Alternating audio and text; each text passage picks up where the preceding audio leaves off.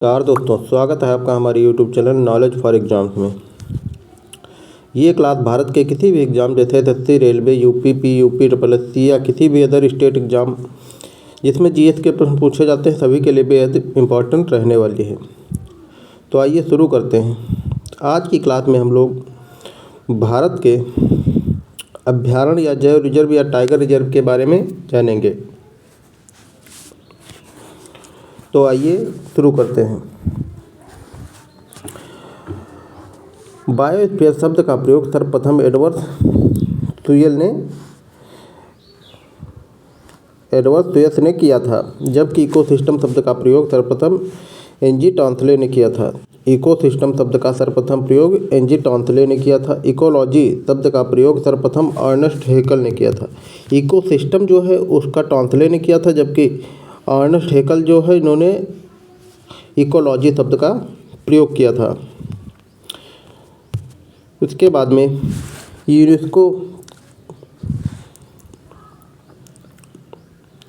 UNESCO का man and the biosphere कार्यक्रम एक अंतर सरकारी वैज्ञानिक कार्यक्रम है, जिसका उद्देश्य लोगों एवं उनके पर्यावरण के बद्ध संबंधों में सुधार हेतु एक वैज्ञानिक आधार की स्थापना करना है। बाघ की प्रजाति जो है विलुप्त प्राय होने की समस्या को देखते हुए इसके संरक्षण के लिए भारत सरकार ने जो है बाघ परियोजना 1973 में अप्रैल 1973 में प्रोजेक्ट टाइगर प्रारंभ किया था। यानी कि बाघ परियोजना प्रोजेक्ट टाइगर प्रारंभ की थी, जिसका उद्देश्य बाघों का संरक्षण। यानी कि बाघ परियोजना जो है या प्रोजेक्ट टाइगर कब स्टार्ट हुआ था? 1973 में। इसका उद्देश्य क्या था? इसका उद्देश्य बाघों का संरक्षण था, बाघों की रक्षा करना इसका जो है उद्देश्य था। उसके बाद में आइए हम लोग अगले पॉइंट पे चलते हैं। भारत का सबसे बड़ा बाघ आवास आंध्र प्रदेश का नागार्जुन सागर श्रीशैलम टाइगर रिजर्व है। भारत का सबसे बड़ा बाघ अभ्यारण्य कौन सा है? सबसे बड़ा बाघ अभ्यारण्य जो है वो नागार्जुन सागर श्रीशैलम टाइगर रिजर्व है। यानी कि नागार्जुन सागर श्रीशैलम टाइगर यानी कि बाघ अभ्यारण्य, ठीक है, सबसे बड़ा भारत का यही है। इसके बाद में आंध्र प्रदेश के पुनर्गठन के पश्चात तेलंगाना राज्य में इस रिजर्व के भाग को अमरावती टाइगर रिजर्व के रूप में जाना जाता है। तेलंगाना में इस रिजर्व के कुछ भाग को अमरावती टाइगर रिजर्व के नाम से जाना जाता है, ठीक है। आइए नेक्स्ट पॉइंट की तरफ देखते हैं। नेक्स्ट पॉइंट हमारा जो है गिर राष्ट्रीय उद्यान जो है ये गुजरात के जूनागढ़ में स्थित है। गिर जो है गुजरात के जूनागढ़ में स्थित है। यह एशियाटिक शेरों गिर जो है यह किसके लिए फेमस है? यह एशियाटिक शेरों के लिए प्रसिद्ध है, ठीक है। उसके बाद में केवला देवघाना राष्ट्रीय उद्यान, जिसे पूर्व में भरतपुर पक्षी अभ्यारण्य के नाम से जाना जाता था, यह भरतपुर राजस्थान में स्थित है। इसे जो है केवलादेव, जो इस समय केवलादेव नाम है, इसका पुराना नाम जो है भरतपुर पक्षी अभ्यारण्य था, ठीक है। तो ये राजस्थान के भरतपुर ज़िले में स्थित है। उसके बाद में आइए हम लोग नेक्स्ट पॉइंट की तरफ देखते हैं। नेक्स्ट पॉइंट हमारा जो है भारत में अब तक 18 जैवमंडल आरक्षित हैं। कितने जैवमंडल आरक्षित हैं? 18। बायोस्फीयर रिजर्व कितने हैं भारत में? तो भारत में बायोस्फीयर रिजर्व की बात करें तो ये टोटल 18 हैं। ये कौन कौन से 18 हैं? आइए इसके बारे में चर्चा करते हैं। तो ये जो 18 है, पहला हमारा है अचानकमार अमरकंटक में है, ठीक है। अगस्तमलाई है, दिहांग दिबांग है, डिब्रूगढ़ साइखोवा है, ठीक, ग्रेट निकोबार है और मन्नार की खाड़ी है, ग्रेट निकोबार है। उसके बाद में आइए नेक्स्ट आगे देखते हैं। नंबर 7 पे है कंचनजंगा, 8 पे मानस है, नंदा देवी है, नीलगिरी है, नौकरेक है, पंचमढ़ी है, तिमली पॉल है, सुंदरबन है, ठीक है। उसके बाद में कच्छ है, शीत रेगिस्तान है। उसके बाद में शेषाचलम है, शेषाचलम पहाड़ियाँ। उसके बाद में पन्ना है। ये 18 जो है हमारे, ये क्या है? ये जो है जैवमंडल आरक्षित क्षेत्र यानी बायोस्फीयर रिजर्व 18 हैं। कौन कौन ये जो है दिए हुए हैं। उसके बाद में आइए हम लोग नेक्स्ट क्वेश्चन की तरफ देखते हैं। नेक्स्ट क्वेश्चन जो है पॉइंट की तरफ देखते हैं।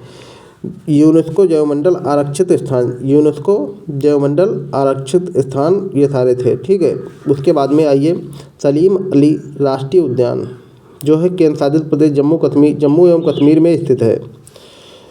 जम्मू एवं कश्मीर से स्थित सिटी फॉरेस्ट राष्ट्रीय उद्यान का नाम परिवर्तित करके रखा गया है। इसका पहले जो है सलीम अली राष्ट्रीय उद्यान जो है, इसका पहले का नाम, पुराना नाम क्या था, सिटी फॉरेस्ट राष्ट्रीय उद्यान। ये कहाँ पे, जम्मू कश्मीर में। ठीक है, उसके बाद में आइए नेक्स्ट पॉइंट देखते हैं। नवंबर 2022 की स्थिति के अनुसार कुल 53 संरक्षित क्षेत्र प्रोजेक्ट टाइगर में शामिल हैं।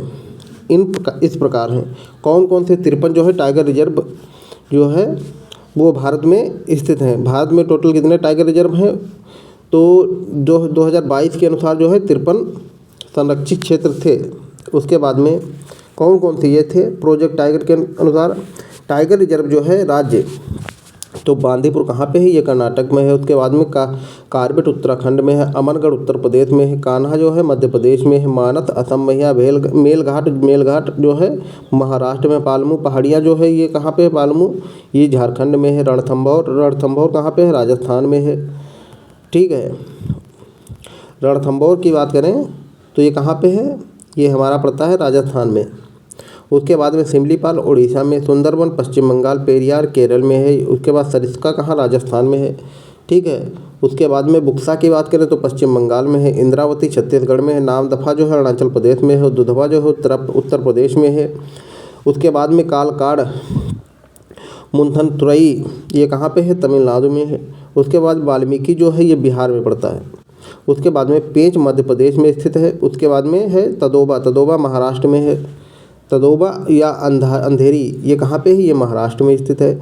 माधवगढ़ मध्य प्रदेश में है, पन्ना मध्य प्रदेश में है, दंपा जो है ये मिजोरम में है, भद्रा जो है ये कर्नाटक में स्थित है। ठीक है, पेंच जो है महाराष्ट्र में स्थित है, अपक्के मैलिंग कमलांग अरुणाचल प्रदेश में स्थित हैं, जबकि नामेरी असम में स्थित है। सतपुड़ा जो है मध्य प्रदेश में स्थित है, अन्नामलाई तमिलनाडु में है, उदंती सीता नदी जो है ये छत्तीसगढ़ में है। उसके बाद में सतकोसिया जो है उड़ीसा में है। उसके बाद काजीरंगा जो है असम में है। अचानकमार कहाँ पे है, छत्तीसगढ़ में है। डंडेली अस्सी कर्नाटक में है। संजय डुबरी कहाँ पे है, ये जो हमारा पड़ता है ये मध्य प्रदेश में स्थित है, संजय डुबरी। उसके बाद में आइए मुजुमलाई तमिलनाडु में स्थित है, जबकि नागरहोल जो है कर्नाटक में स्थित है। पराम्बिकुलम कहाँ पे स्थित है, ये केरल में स्थित है। सह्याद्री ये कहाँ पे स्थित है, महाराष्ट्र में स्थित है। उसके बाद में बिलगिरी रंगनाथ टेम्पल ये कर्नाटक में स्थित है। कावल ये कहाँ पे स्थित है, तेलंगाना में स्थित है। सत्यमंगलम तमिलनाडु में स्थित है। मुकंदरा हिल्स राजस्थान में स्थित है। मुकंदरा हिल्स ये कहाँ पे स्थित है, सत्यमंगलम तमिलनाडु में, मुकंदरा हिल्स राजस्थान में। नौगांव नागजीरा जो है ये कहाँ पे है, ये महाराष्ट्र में है। उसके बाद में नागार्जुन सागर श्रीशैलम ये कहाँ पे है, ये आंध्र प्रदेश में है। नागार्जुन सागर श्रीशैलम ये कहाँ पे है, ये आंध्र प्रदेश में है। उसके बाद में ये नेक्स्ट की बात करते हैं तो ये अमरावती तेलंगाना में है। अमरावती कहाँ पे है, तेलंगाना। पीलीभीत उत्तर प्रदेश में है। बोर जो है महाराष्ट्र में है। उसके बाद में राजाजी जो है उत्तराखंड में हो। और जो है ओरंग की बात करें तो ओरंग कहाँ पे पड़ता है, असम में है। और कमलांग जो है अरुणाचल प्रदेश में है। श्रीविल्ली पुथुर ये कहाँ पे है, ये मेघामलाई तमिलनाडु में है। श्रीविल्ली पुथुर ये कहाँ पे है, मेघामलाई तमिलनाडु में है। उसके बाद में रामगढ़ विस्तारी जो है राजस्थान में स्थित है। रानीपुर उत्तर प्रदेश में स्थित है। ये 53 के 53 जो है टाइगर रिजर्व हैं, इसे आप लोग नोट कर लीजिएगा। उसके बाद में आइए बात करते हैं नेक्स्ट पॉइंट की। नेक्स्ट पॉइंट हमारा जो है सर्वप्रथम समुद्री सेंचुरी कच्छ की खाड़ी में स्थापित की गई। ठीक है, सबसे पहले जो है समुद्री सेंचुरी कहाँ पे स्थापित की गई थी, कच्छ की खाड़ी में स्थापित थी, जिसमें डॉल्फिन, मेलस्का, कछुआ आदि अनेक प्रकार के समुद्री जीव संरक्षित किए गए थे। ठीक है, तो समुद्री सेंचुरी जो है सबसे पहले कहाँ पे, कच्छ की खाड़ी में स्थापित की गई थी। उसके बाद में नेक्स्ट पॉइंट हमारा देखिए, एराविकुलम लुप्तप्राय पहाड़ी बकरी नीलगिरी तहर के प्राकृतिक आवास के लिए भी प्रसिद्ध है। ठीक है। उसके बाद में ये इम्पॉर्टेंट है पॉइंट हमारा कि येलोस्टोन नेशनल पार्क कहाँ पे है। ये अमेरिका का प्रथम राष्ट्रीय पार्क है जो है नेशनल पार्क, पहला जो है संयुक्त राज्य अमेरिका का कौन सा है, येलोस्टोन नेशनल पार्क, ठीक है। ओल्ड फेथफुल गीजर तथा ग्रैंड कैनियन येलोस्टोन नदी का इसी नेशनल पार्क में स्थित है।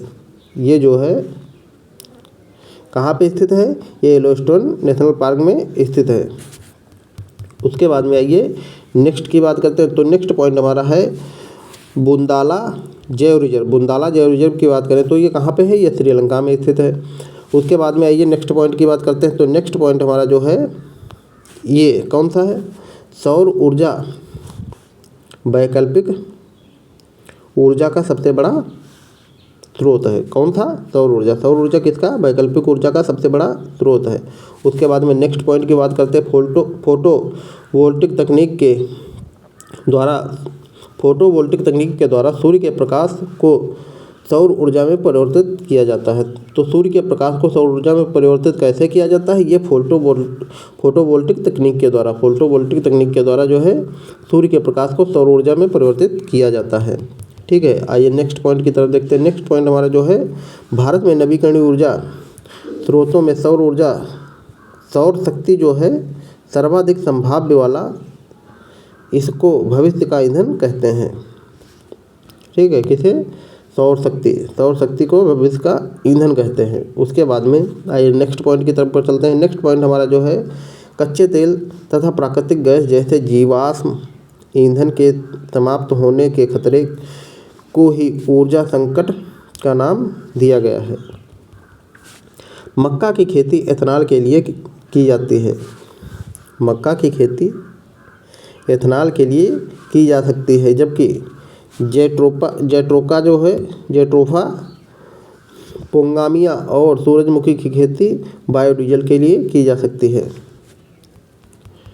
मक्का की खेती जो है एथेनॉल के लिए, जबकि जेट्रोफा पोंगामिया और सूरजमुखी की खेती बायोडीजल के लिए की जा सकती है।